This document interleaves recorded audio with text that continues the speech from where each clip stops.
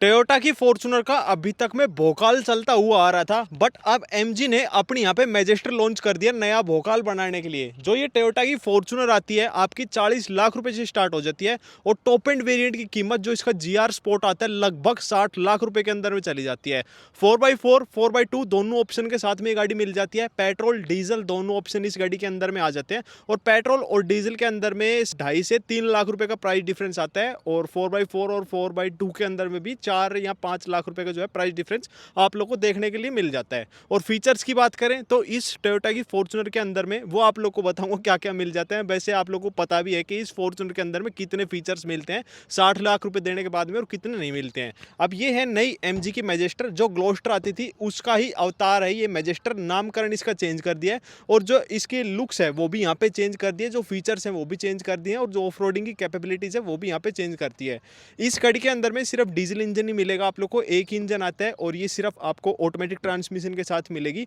वहीं जो ये गाड़ी आप लोग को ऑटोमेटिक मैनुअल दोनों के साथ मिल जाती है, बट यहाँ पर सिर्फ ऑटोमेटिक ट्रांसमिशन के साथ ही मिलेगी। मेरा कहना ये है आप लोगों से, अगर आप इतने बड़े इंजन के साथ में इतनी बड़ी गाड़ी लेते हैं तो उसको ऑटोमेटिक ट्रांसमिशन पर ही लें। 2-2.5 लाख रुपए के अंदर में अगर आप यहाँ पे कंजूसी कर जाओगे इतने में, तो इसको भारी ट्रैफिक में लेके निकलोगे ना, तब भाई आपकी हालत टाइट हो जाएगी। तब आप सोचोगे कि हाँ भाई सच में मुझे ऑटोमेटिक ट्रांसमिशन ही लेना चाहिए था। आज की वीडियो में बताऊंगा कि एमजी की मैजेस्टर के अंदर में क्या क्या चीज़ें मिल जाती हैं और टोयोटा की फॉर्च्यूनर के अंदर में क्या क्या चीज़ें मिल जाती हैं। और वीडियो देखने के बाद में मुझे आप लोगों से बताने की ज़रूरत नहीं पड़ेगी कि कौन सी गाड़ी बाय करनी चाहिए। वीडियो देखने के बाद में आप लोग खुद समझ जाओगे कि कौन सी गाड़ी आप लोग को बाय करनी चाहिए। कंफर्ट भी जाहिर सी बात है मैं दोनों गाड़ियों का आप लोग को बताऊंगा। देखो ये है टोयोटा फॉर्च्यूनर की लॉक अनलॉक और टेलगेट को ओपन करने के लिए स्विच मिल जाता है।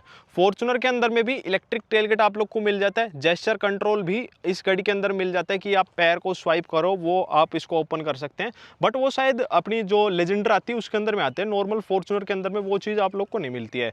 वहीं आप इस मैजेस्टर की देखोगे तो इसके अंदर में भी लॉक अनलॉक और एक इसके जैसे गाड़ी गुम हो जाती है तो उसको ऑन करने के लिए और टेलगेट को ओपन करने के लिए स्विच मिल जाता है। अब एमजी की मैजेस्टर के अंदर में एक ब्लूटूथ की शेयरिंग मिल जाता है जो कि 24 घंटे के लिए वैलिड रहता है।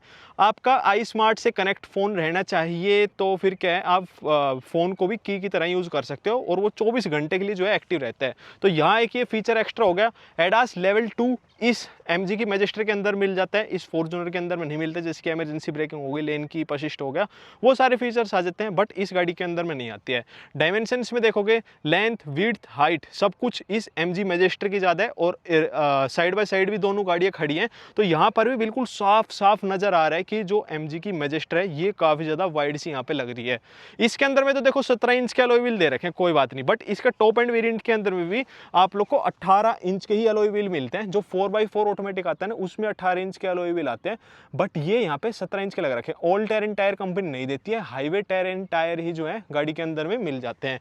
वहीं जो ये मैजेस्टर है इसके अंदर में आप लोग को 19 इंच के अलॉय व्हील मिल जाते हैं, फ्रंट एंड रियर दोनों डिस्क ब्रेक आ जाते हैं और जो इसका टायर सेक्शन है 255 60 और 19 इंच के यहाँ पे मिलता है। वैसे जो अपनी फॉर्च्यूनर आती है ना उसके अंदर में से 265 का आता है, बट यहाँ पे आप लोग को दे रखा है 255 का। चौड़ाई के अंदर में थोड़ा कम है बट जो डायमीटर है वो ज़्यादा है। ये देखने में ना दोनों ही गाड़ियों के सिमिलर से ही मुझे अलॉय व्हील लगते हैं, बाकी आपको कैसे लगते हैं नीचे कमेंट करके जरूर बताना।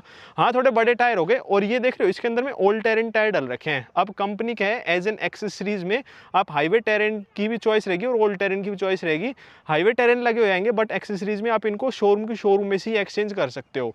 यहाँ पर ऊपर की तरफ में एलईडी हेडलैम्प्स मिल जाते हैं और देखो जो इसकी लो बीम है वो ऊपर के दोनों हेडलैम्प काम करेंगे, ये प्रोजेक्टर में दे रखे हैं एलईडी में, और जो हाई बीम है वो रिफ्लेक्टर बेस आप लोग के यहाँ पे काम करती है। फ्रंट में पार्किंग सेंसर्स भी गाड़ी के अंदर मिल जाते हैं, कैमरा भी आप लोग को मिल जाता है और इस फॉर्च्यूनर के अंदर में भी 360 डिग्री कैमरा आने लग गए हैं जिसको 4x4 वेरिएंट आता है उसके अंदर में, और फ्रंट में पार्किंग सेंसर्स इस गाड़ी के अंदर में भी आप लोगों को मिल जाता है। यहाँ पर एक प्रोजेक्टर बल्ब ही दे रखा है जो कि हाई बीम लो बीम दोनों ही ये काम करेगा और जो फॉग लाइट है वो भी आप लोग को एलईडी के साथ मिलती है। नो डाउट फॉर्च्यूनर की भी लाइट का थ्रो काफ़ी ज़्यादा अच्छा है और जो अपनी मैजेस्टर है इसके अंदर में भी लाइट का थ्रो काफ़ी ज़्यादा अच्छा मिल जाता है।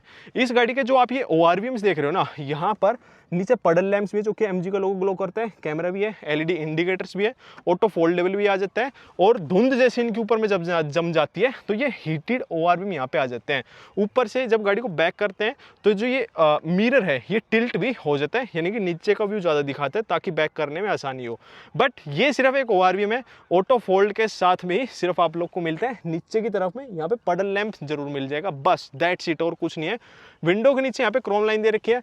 कोई सनरूफ आप लोग को नहीं मिलती है, प्लास्टिक की रूफ रेल्स है। यहाँ पर विंडो के नीचे पियानो ब्लैक फिनिश में मिलेगी, और जो डोर हैंडल्स हैं ये सभी वेरिएंट के अंदर में आप लोग को पियानो ब्लैक फिनिश के साथ मिलेंगे। रिक्वेस्ट सेंसर, ड्राइवर पैसेंजर दोनों साइड में आ जाते हैं, और बड़ी सी पैनोरामिक सनरूफ भी इस गाड़ी के अंदर में आप लोग को मिल जाती है। दोनों ही गाड़ियाँ लगभग सेम फ्यूल टैंक कैपेसिटी के साथ में आती है। इसके अंदर में 70 आता है, इसके अंदर में 75 लीटर का आप लोग को मिल जाता है।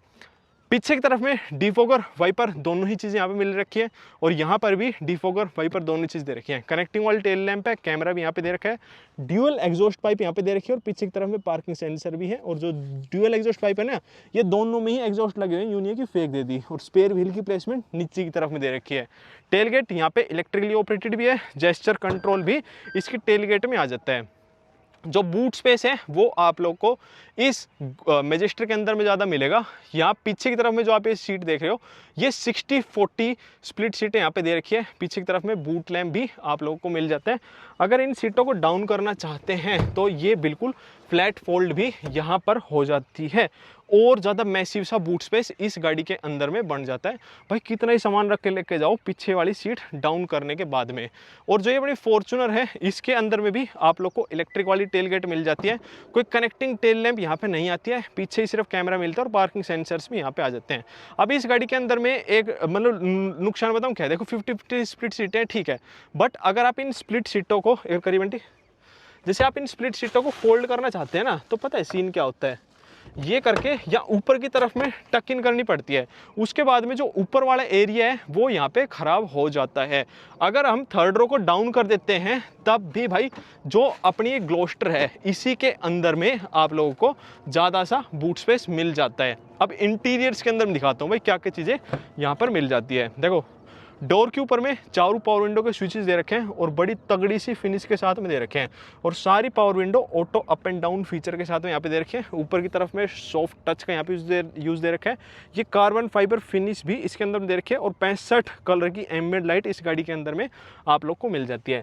जो फ्यूल लिड है उसको खोलने के लिए यहाँ पर मिल जाता है, और डोर है बड़ा प्रीमियम सा यहाँ पे महसूस होता है। जो ये सीट्स आप देख रहे हो ये इलेक्ट्रिकली एडजस्टेबल है, मसाज सीट भी इन दोनों के अंदर में आ जाती है, ड्राइवर साइड भी और पैसेंजर साइड भी। और इन सीटों का कंफर्ट भी भाई काफ़ी ज़्यादा अच्छा सा यहाँ पर मिल जाता है। अब इंटीरियर्स के अंदर दिखाता हूँ भाई क्या क्या चेंजेस यहाँ पे किए गए हैं। अगर गाड़ी को ऑन कर लेते हैं, जो आप ये स्टीयरिंग व्हील देख रहे हो ना, ये तो एज इट इज़ है, इसके अंदर में कोई भी चेंज यहाँ पर नहीं किया गया है। इस साइड में म्यूजिकली कंट्रोल है, इस साइड में क्रूज कंट्रोल एडास के लिए आप लोग को मिल जाता है, और ये एडास को कम ज़्यादा करने के लिए दे रखा है। बाकी पैडल शिफ्टर भी इसके अंदर में आ जाते हैं। जैसे गियर सेलेक्टर देखोगे तो इस साइड में दे रखा है, यहाँ पर सिर्फ वाइपर के कंट्रोल मिलेंगे। लाइट के कंट्रोल आप लोग को इसके स्क्रीन के अंदर में ही यहाँ पर मिलेंगे, तो आप इनको ऑन कर लो, ऑफ कर लो, या हाई बीम लो बीम जो है आप यहीं से कर सकते हो। 12.3 इंच की डिस्प्ले इसकी यहाँ पर दे रखी है, 12.3 इंच की टच स्क्रीन डिस्प्ले यहाँ पे दे रखी है। Wireless Android auto Apple CarPlay भी आ जाता है, और कैमरा की क्लियरिटी भी भाई इस गाड़ी के अंदर में बहुत ज़्यादा बेहतरीन सी मिलती है। या तो टाटा या एमजी, इन दोनों गाड़ियों के अंदर में कैमरा क्लियरिटी काफ़ी ज़्यादा अच्छी आती है। इन्फॉर्मेशन के मामले में भाई हम बताते हैं क्या क्या इसके अंदर में शो कर देते हैं। अभी भाई सारे गेट वेट खुले पड़े हैं, मंडी डिग्गी बंद करियो, फिर आप लोग को दिखाता हूँ। ड्यूअल जोन का ऑटोमेटिक क्लाइमेट कंट्रोल इस गाड़ी के अंदर में यहाँ पर मिल जाता है। मान लो मैं टेम्परेचर को अप डाउन करता हूँ तो वो सारी चीज़ें इसकी स्क्रीन के अंदर में शो करेगी। 2 वायरलेस चार्जिंग दे रखी है, 3 डिफरेंशियल लॉक दे रखे हैं, भाई बड़े तगड़े काम करते हैं। सेंटर का डिफरेंशियल लॉक जो आपको 4 लोम लग जाएगा, पीछे आगे वाले यहाँ पे दे रखे इलेक्ट्रिक पार्किंग ब्रेक है। ये क्रोल कंट्रोल जो रहता है ना वो रहता है, मतलब ऑटोमेटिकली स्लो स्पीड पे चलती रहेगी गाड़ी। 2 हाई है, ऑटो है, और 4 हाई में यहाँ पे दे रखे हैं। ये डिफरेंट मोड दे रखे हैं, जैसे कि सिटी नॉर्मल मोड हो गया, आपका वेट मोड हो गया, रफ रोड मोड हो गया, तो वो इसके अंदर मिलता है। और अगर आपकी गाड़ी ऑटो में लग रखी है ना, सिर्फ 4 हाई में ही लग रखे हैं, तो सिर्फ एक ही मोड एक्टिव होगा, स्नो मोड। बाकी रफ रोड मोड लगाना चाहते हो या फिर सैंड मोड इसके अंदर में डालना चाहते हो तो वो इसका 4 लो में लगने के बाद में होता है। 2 ग्लास होल्डर यहाँ पे दे रखे हैं। अगर आप स्पेस को बढ़ाना चाहते हो तो नीचे की तरफ में भी काफ़ी ज़्यादा स्पेस दे रखे हैं। आर्मरेस्ट अच्छे बड़े बड़े दे रखे हैं, और गहरा सा इसके अंदर में यहाँ पे स्पेस मिल जाता है। सनरूफ ओपन होने के बाद में काफ़ी ज़्यादा वाइड ओपनिंग इसकी होती है, और ग्लास एरिया भी बहुत ज़्यादा बड़ा सा इस गाड़ी के अंदर में यहाँ पे दिया गया है। पैसेंजर साइड सनवाइजर में आप लोग को मिरर लैंप दोनों चीज़ें मिल जाती हैं और ड्राइवर साइड सनवाइजर में भी आप लोग को मिरर और लैंप दोनों चीज़ें यहाँ पर मिल जाती है। अब इसके अंदर में इंफॉर्मेशन जैसे देखोगे, एक बार डोर बंद करियो, देखो इस साइड पे तो आपका आरपीएम का दिखाने लग रहा है और ये मतलब इतनी कुछ ज़्यादा नहीं शो करता। जैसे आपका एक तो फ्यूल इकोनॉमी हो गया, मैप भी इसके अंदर में दिखा देता है। ये बड़ी लोडिंग होने में टाइम लग रहा है। ये एप्पल कारप्ले आ गया, इस साइड से नेविगेशन आएगा, ये नो सोर्स आ गया, अरे आजा, ये नेविगेशन का आ गया, ठीक है। और आपके trip A, trip B, TPMS वही चीज़ें इसके अंदर में शो करता है। बट यूँ है यार, एटलीस्ट डिजिटल क्लस्टर इसके अंदर में दे तो दिया, उस गाड़ी के अंदर में वो भी नहीं है। और जैसे मान लो आपका डोर ओपन रहेगा ना, तो ये गाड़ी आगे नहीं बढ़ती है। इसका जो इलेक्ट्रिक ब्रेक है वो लगा हुआ रह जाता है।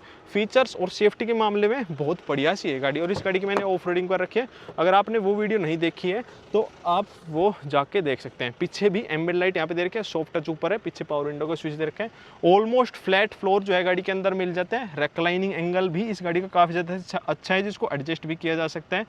3 हेडरेस्ट है, सेंटर में आर्मरेस्ट है। और बढ़िया बात क्या है, बीच वाले के लिए भी पूरा कंफर्ट का ध्यान रखा हुआ है। फॉर्च्यूनर के अंदर में क्या होता है, जो बीच में बंदा बैठता है ना, वो कंफर्टेबली नहीं बैठ पाता है, बट इस गाड़ी के अंदर में बिल्कुल वो कंफर्टेबली बैठ सकता है। पीछे की तरफ में आप लोग को ऑटोमेटिक क्लाइमेट कंट्रोल भी यहाँ पर मिल जाता है। यहाँ पे सीधा का सीधा 220 वोल्ट का शॉकेट दे रखा है, 2 USB का शॉकेट मिल जाता है अपने फ़ोन को चार्ज करने के लिए, 2 आगे ऑटोमेटिक क्लाइमेट कंट्रोल और एक पीछे की तरफ में आप लोग को ऑटोमेटिक क्लाइमेट कंट्रोल मिल जाता है। सनरूफ का ग्लास पूरा पीछे तक में आ रखा है और पीछे बैठने के बाद में जो गाड़ी का कैबिन है काफ़ी ज़्यादा खुला खुला से मिल जाता है। और यहाँ पीछे की तरफ में कोई आप लोगों को कर्टेन्स नहीं मिलते हैं। थर्ड रो इस गाड़ी की ज़्यादा कंफर्टेबल है कंपैरेटिवली टोयोटा फॉर्च्यूनर से। फॉर्च्यूनर के अंदर मैं दिखाता हूँ भाई क्या क्या चीज़ें यहाँ पे मिल जाती हैं। जैसे देखो, जो एक तो डोर पूरा ब्लैक कलर के अंदर दे रखे हैं और सिर्फ यहाँ पर ही सॉफ्ट टच दिया गया है, बाकी ऊपर की तरफ में हार्ड प्लास्टिक ही मिलेगा। इसके अंदर में तो नॉर्मल स्पीकर्स हैं। जो इसका 4x4 वेरिएंट आता है उसके अंदर में JBL के स्पीकर्स आप लोग को मिल जाते हैं और जो अपनी मैजेस्टर आती है उसके अंदर में भी JBL के स्पीकर्स आते हैं। चारों पावर विंडो के जो स्विचेस हैं auto up and down feature के साथ मिलते हैं। यहाँ पर जो सीट कवर्स दे रखी है ऑल ब्लैक कलर के साथ में मिलती है। यहाँ पर कोई मसाज सीट आप लोग को नहीं मिलती है। आगे पीछे ही सिर्फ इनको किया जा सकता है, ऊपर नीचे यहाँ पे किया जा सकता है, बट यहाँ पर कोई लंबार सपोर्ट भी आप लोगों को नहीं मिलता है। तो कुछ एक चीज़ें यहाँ पे कमी होगी। इंजन स्टार्ट स्टॉप का स्विच तो देखो दोनों ही गाड़ियों के अंदर में दे रखा था। जो स्टीयरिंग व्हील है यहाँ पर बड़ा बेसिक सा नज़र आ रहा है। इसके अंदर कोई वो नहीं मिलता, एडास नहीं मिलता, सिर्फ क्रूज कंट्रोल आप लोग को मिल जाएगा, म्यूजिक के लिए कंट्रोल मिल जाएगा और इसकी MID के लिए यहाँ पर कंट्रोल मिल जाएगा। एक गाड़ी को स्टार्ट कर लेते हैं। पैडल शिफ्टर भी जो है गाड़ी के अंदर दे रखे हैं। ऑटो हेडलैम्प्स गाड़ी के अंदर मिल जाते हैं, बट यहाँ पर कोई ऑटो वाइपर आप लोग को नहीं मिलते हैं। डिजिटल में कोई यहाँ पर स्क्रीन नहीं है, दोनों ही चीज़ें एनालॉग के अंदर दे रखी है। कोई TPMS इसके अंदर में नहीं है, कोई ज़्यादा इन्फॉर्मेशन जो है इसके अंदर में ये शो नहीं करता है। कंपनी ने TPMS भी देना स्टार्ट किया था। एक यहाँ पर जैसे मतलब बिल्कुल थर्ड क्वालिटी वाली चीज़ नहीं रहती है, बाहर लगा देते हैं उसके अंदर में रीडिंग से आती रहती है, वो वाली चीज़ आती थी। यहाँ पर टेल गेट खोलने के लिए दे रखा है और ये DEF के लिए आप लोगों को मिल जाता है। अब इस गाड़ी की टच स्क्रीन देखो, ये भी बड़ी छोटी सी यहाँ पे दे रखी है और इसके अंदर में ना तो क्लियरिटी है ना ही ये HD टच स्क्रीन है और कैमरा की क्लियरिटी भी इतनी ज़्यादा अच्छी नहीं मिलती है। Wireless Android auto Apple CarPlay भी इसके अंदर नहीं मिलता है। इस गाड़ी के कैबिन के अंदर बैठने के बाद ये इतना ज़्यादा चौड़ा भी महसूस नहीं होता है। डैशबोर्ड की जो ये लंबाई है यहाँ पर ये भी इतनी ज़्यादा महसूस नहीं होती है। सेंटर कंसोल जो है, जो अपनी मैजेस्टर थी उसके अंदर में कुछ ज़्यादा ही चौड़ा महसूस हो रहा था, बट इसके अंदर में ये वाली चीज़ भी इतनी ज़्यादा चौड़ी महसूस नहीं होती है। मतलब सीधे सीधा बताऊँ तो ऐसा लगता है कि जैसे हम डिफेंडर से उतर के आप इसके अंदर बैठोगे ना फॉर्च्यूनर में, तो वो वाली फील आती है। चौड़ाई के अंदर में बेसिकली यहाँ पे बात करने लग रहा हूँ। यूँ नहीं बोल रहा कि भाई वो डिफेंडर है और ये फॉर्च्यूनर ही है, नहीं, मैं सिर्फ चौड़ाई की यहाँ पे बात करने लग रहा हूँ। उस गाड़ी के अंदर बैठने के बाद हाँ थोड़ा सा चौड़ा महसूस होता है। Eco mode, normal mode, sports mode यहाँ पे दे रखा है, ट्रैक्शन कंट्रोल के लिए दे रखा है। ये 4x2 है तो यहाँ पे कोई 4x4 का नोवा आप लोग को नहीं मिलेगा। ड्यूअल जोन का ऑटोमेटिक क्लाइमेट कंट्रोल यहाँ पे भी मिल जाता है। वेंटिलेटेड सीट्स यहाँ पर भी मिल जाती है और वायरलेस चार्जिंग भी आप लोग गाड़ी के अंदर मिल जाती है। यहाँ पर ही सिर्फ 2 ग्लास होल्डर आप लोग को मिलेंगे। गाड़ी का जो डैशबोर्ड है ना, सिर्फ यहाँ पर ही आप लोग को सॉफ्ट टच का यूज मिलेगा, बाकी यहाँ पर हार्ड है, यहाँ पर हर जगह पर हार्ड है। और जो ये ऊपर वाला पार्ट है लेदर के अंदर दे रखा है, मतलब सॉफ्ट टच दे रखे हैं। यहाँ पर भी स्पेस है और नीचे की तरफ में भी स्पेस है।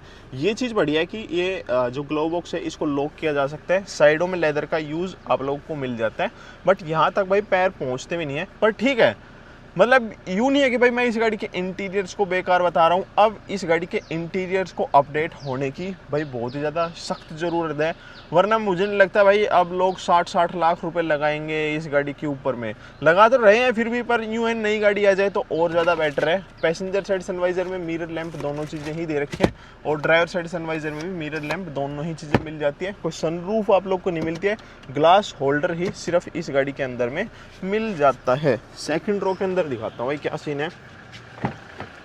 देखो यहाँ पर कोई कर्टेन्स वगैरह नहीं है, ये तो भाई बाहर से जो है गाड़ी के अंदर में शेड्स लगा रखी है।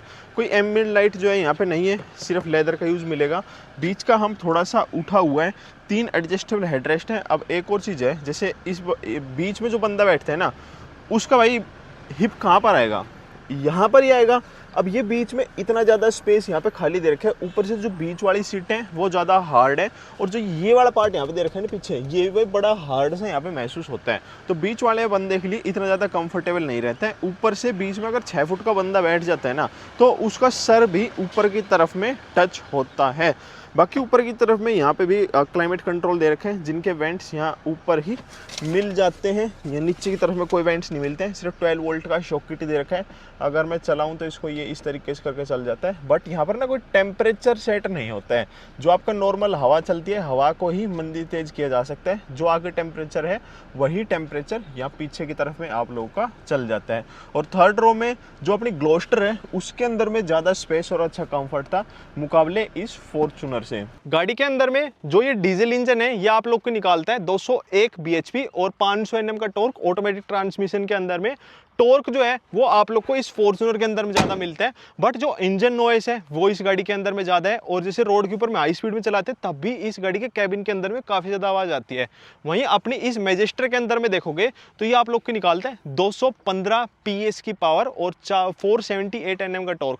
हाइड्रोलिक्स में यहाँ पे दे रखे हैं, और जो इस गाड़ी का इंजन है काफ़ी रिफाइन है, काफ़ी साइलेंट है, और चलते वक्त में गाड़ी के कैबिन में भी आवाज़ नहीं आती, और गाड़ी खड़ी रहती है तब तो कैबिन के अंदर में पता ही नहीं चलता कि गाड़ी स्टार्ट खड़ी है या फिर बंद खड़ी है। अब देखो मैंने तो आप लोग को सारी चीज़ें बता दी कि इसके अंदर में ये चीज़ है, इसके अंदर में ये चीज़ है। अब चॉइस आपकी है, पैसा आपका है, स्पेंड आपको करना है कि आपको फॉर्च्यूनर बाय करनी चाहिए या फिर मैजेस्टर बाय करनी चाहिए। जय श्री राम, जय बजरंगबली।